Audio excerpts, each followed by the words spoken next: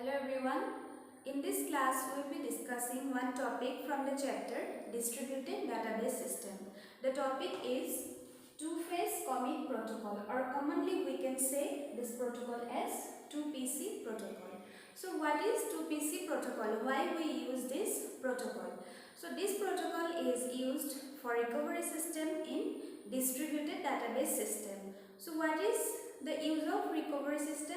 So in case of any failure in any system, so we use recovery. Okay.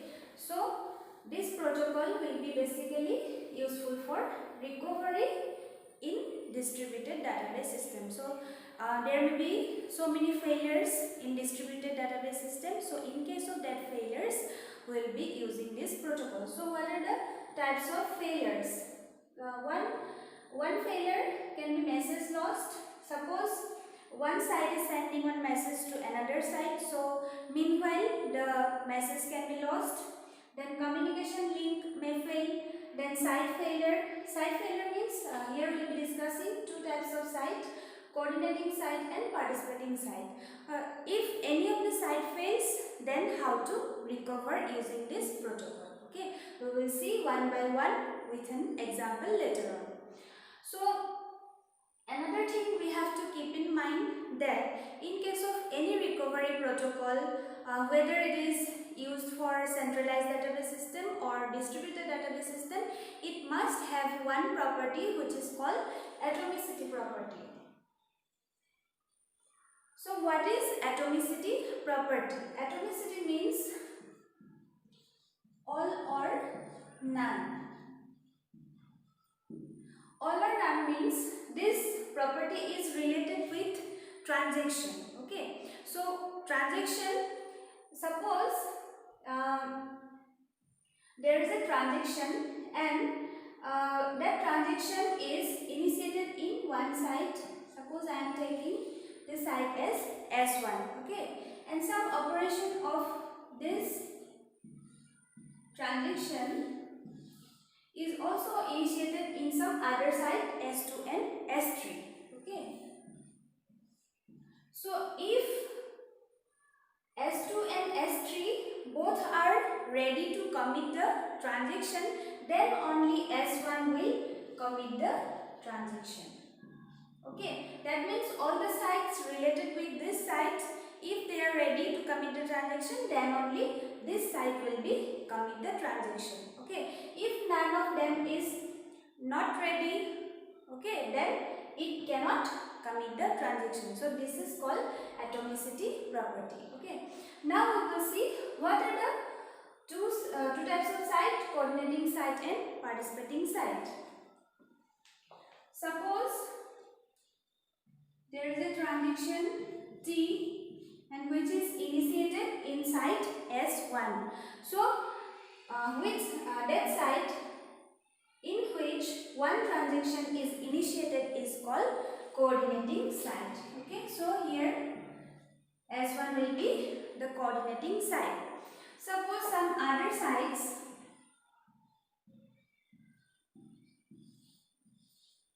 S2, S3 and S4. In these sites, some operations of this transaction are also going on. In that case, these sites will be, this S2, S3 and S4 will be called participating site. Okay.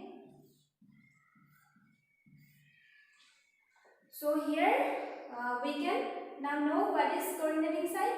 In which site one transaction is initiated, that site is called coordinating site.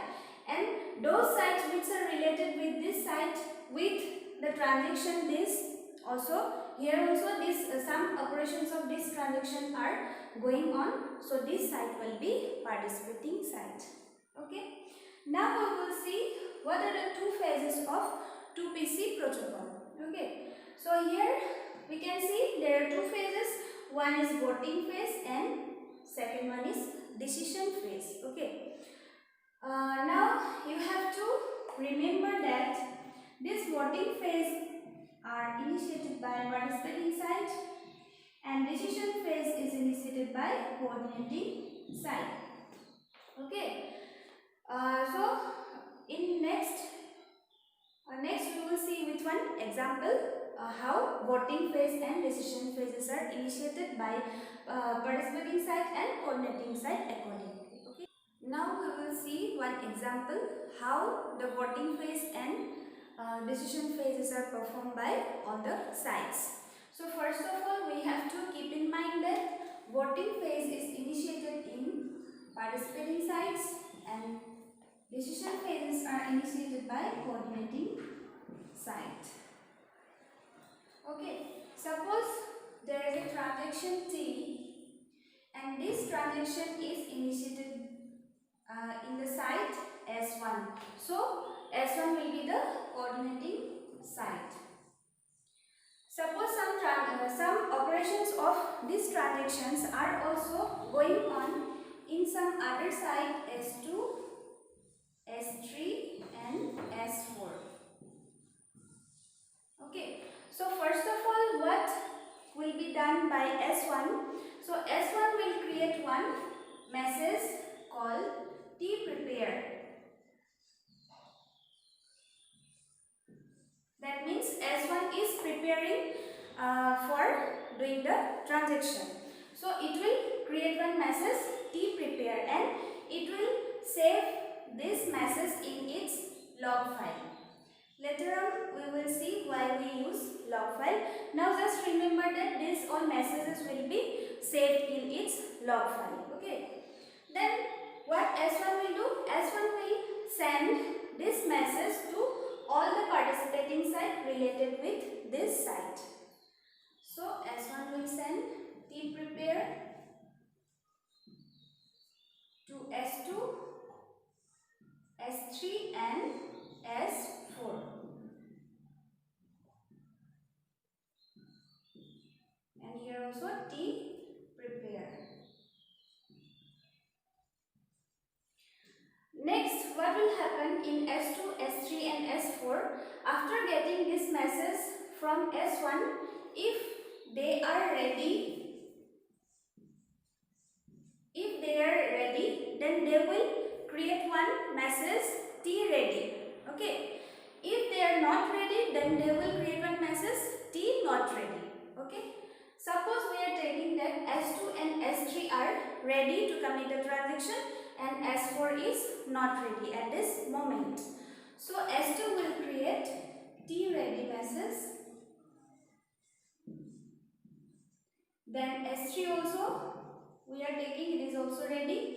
Then it will also create one message T ready and we are taking that S4 is not ready. So S4 will create one message T not ready. Okay. After that, after creating all these messages, these messages will also saved in their own log file. Okay. So this step is very important. Whatever message they have created, they every time saved in their own log file. Okay. So after creating all these messages, they will send back one acknowledgement message to the coordinating site. Okay. That means they will provide the information whether they are ready or not. Okay. This T ready message we can also say yes, and this T not ready message we can also say no. Okay. So what will be the acknowledgement message from S2? T ready, because S2 is ready now. So it will send T ready message. So S3 also ready. So it will also send the same message T ready. And here you see S4 is not ready. So it will send back the message that it is not ready.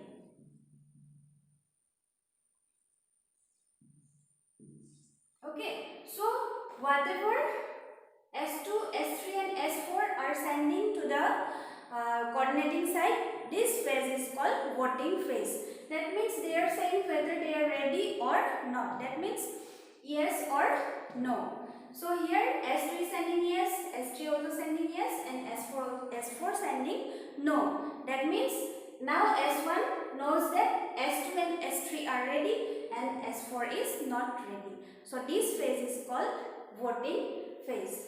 Okay. So next we will see decision phase. So here there are two cases.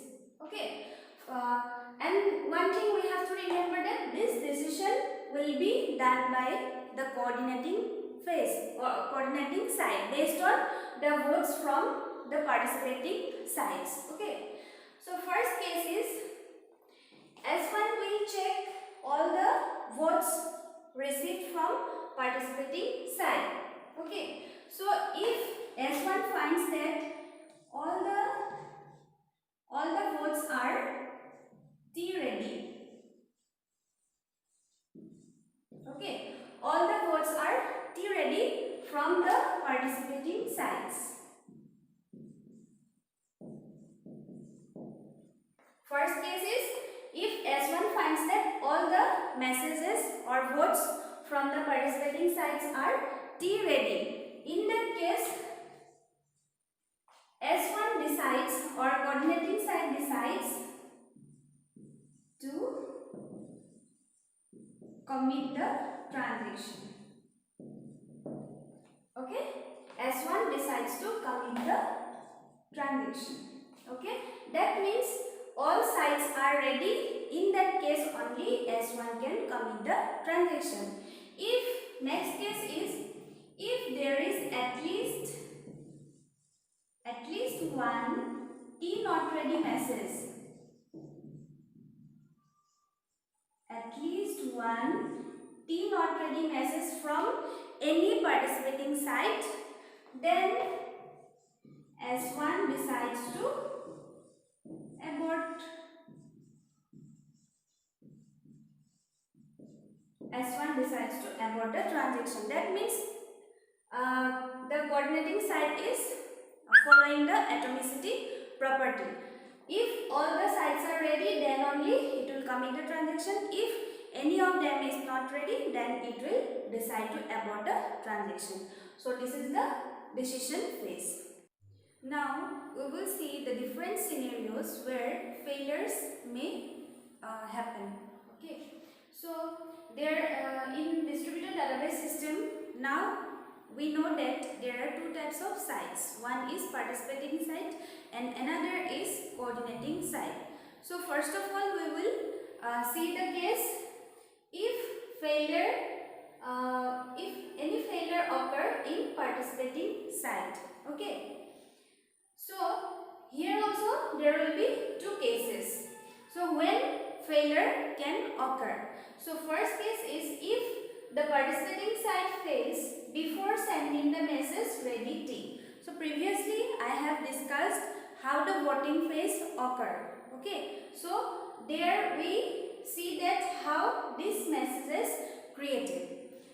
Then you see if the site fails before sending this message, that means now we know that if there is a site S1 where the transaction, suppose T is initiated, so S1 will be coordinating site.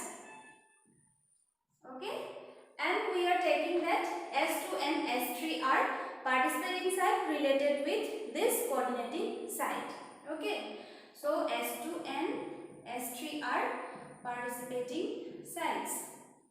Now what we'll do by S1 or coordinating site, at first it will create one message T prepare. Okay, and that messages will be sent to all the participating site related with this site. Okay, so S1 is sending this message to S2 and S3. Okay, suppose we are now we are seeing the case if the site fails before sending the ready T message. Okay, suppose S2 is okay and it is ready, and it also sends the acknowledgement message to S1 that S2 is ready by sending the message ready T or T ready. Any ready T, this also we can write like T ready, the same meaning. Okay, so S2 is okay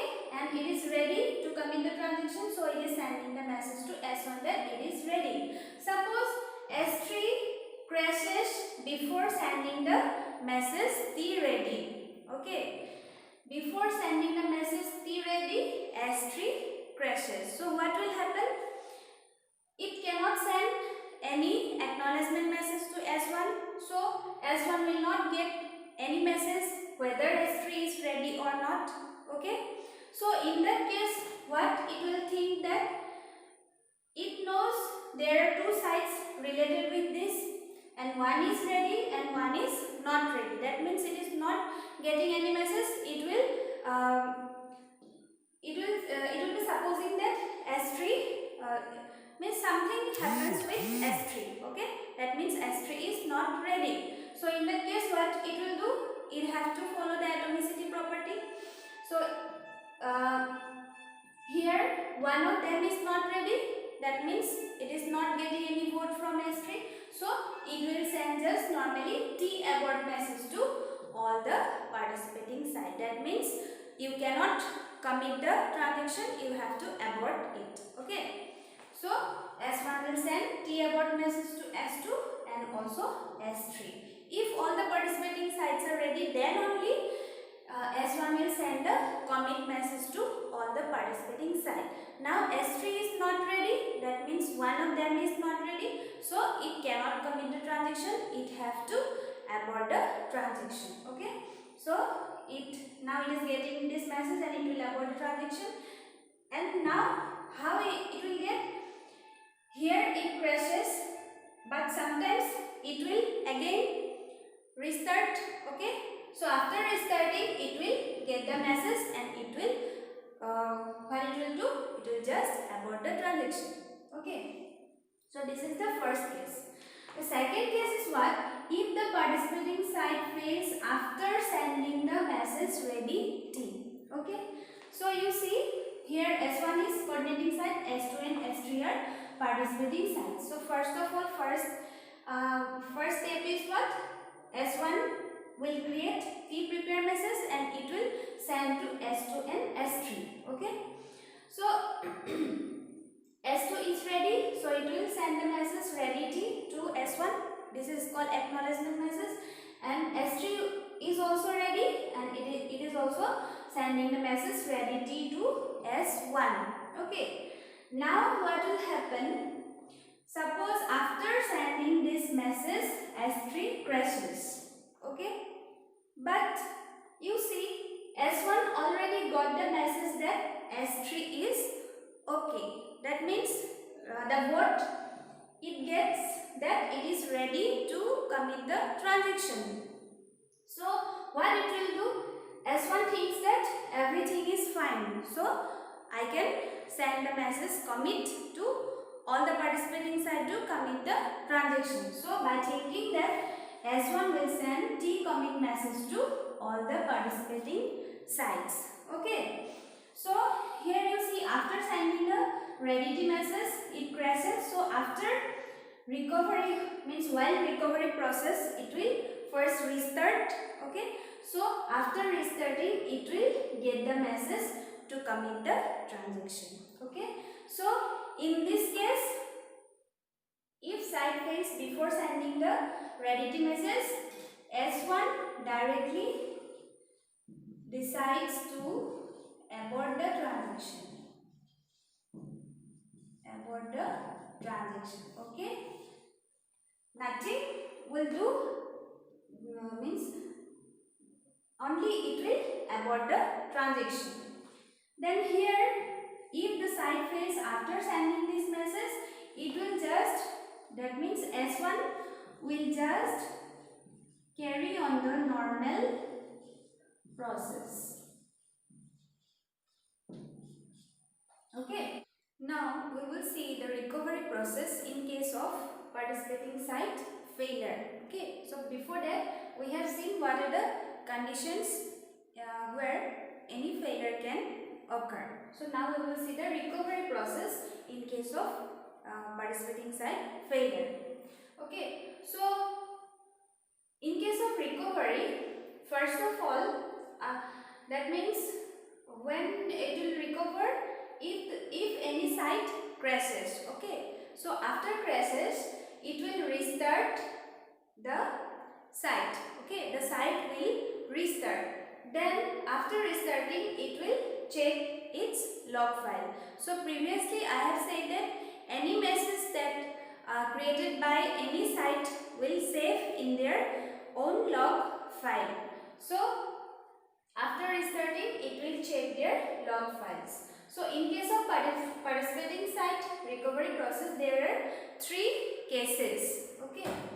So first of all, it will check its log file, and if it finds that tcommit message, any tcommit message in their log file, it will just redo the transaction. Okay. Whatever it done before, it will again perform that operation. Okay. Then it will send that acknowledgement message to the coordinating site. Okay. So if the site finds any t-abort message in their log file, then it will just undo the transaction. Undo means whatever it done previously, it will just undoing all the operations, and that acknowledgement message will send to the coordinating site. So this is the first case. So the second case is, if in the log file it finds t-ready message. Okay, if there is any t-ready message in their log file, this is log file of participating site. Okay, so if they find any t-ready message in their log file, in that case the participating site contacts the coordinating site to determine whether to commit or abort the transaction. In that case, that participating site cannot say independently whether to commit or abort. Okay, so in that case, it will just contact the coordinating site. And third case is, if there is no record in log file. Suppose before sending any or before creating any message, the site crashes. So in that case, it will just undo the transaction and abort the transaction. Now we will see different cases if coordinating site fails. Okay. So suppose we are taking this S1 is what? Coordinating site, and S2 and S3 are participating site. So first of all, S1 will send t-prepare message to all. Suppose S1 fails. Okay, S1 fails. Then how these participating sites will behave? That means what they have to do. Okay, so in that case, all the participating sites will communicate with each other. Okay, communicate with each other to determine the status of T. So communicate with each other means what? They will check their log files. Okay, so what are the messages saved in their log files? Based on that, they will determine what to do if coordinating site fails. Okay, so there are 3 cases. So first of all, this site, any site means participating site, they will check in their log file. If they find any t-commit message in their log file, they will just commit the transaction. Okay, and if they find any t-abort message, okay, any t-abort message, then they will just abort the transaction. Then in second case, if there is no t-ready message in their log file, if there is no t-ready message, okay, then it will just abort the transaction. And in third case, if no case holds, that means they find nothing in their log file, then what they will do? They cannot do anything. Okay, they just have to wait for the coordinating site. Okay, so when the coordinating site recovers, that time only they can perform their operation. So this step is called blocking step. So in this situation, the participating site will wait indefinitely. Okay, we don't know, that means participating site don't know when coordinating site will recover. So this is a very serious problem of coordinating site failure. Okay, now we will see the recovery process in case of coordinating site failure. Okay, so the first two steps are, first it has to restart. This means coordinating site. Okay, then it will, after restarting, it will check their log files. Okay, so in case of checking log files, there are two cases. It will first check their log file. This is the log file of coordinating site. If they find any T commit message, then it will redo the transaction. If it find any T abort message, then it will just undo the transaction. So whatever it will do means the coordinating site will do, these messages will be sent to all the participating sites. Okay. So accordingly, participating site will do the operation. And in second case, if the coordinating site finds in the log file T prepare message, then it will just abort the transaction and it will send to all the participating sites that you have to abort the transaction. Okay, so these are the two cases of recovery in case of coordinating site failure. Okay.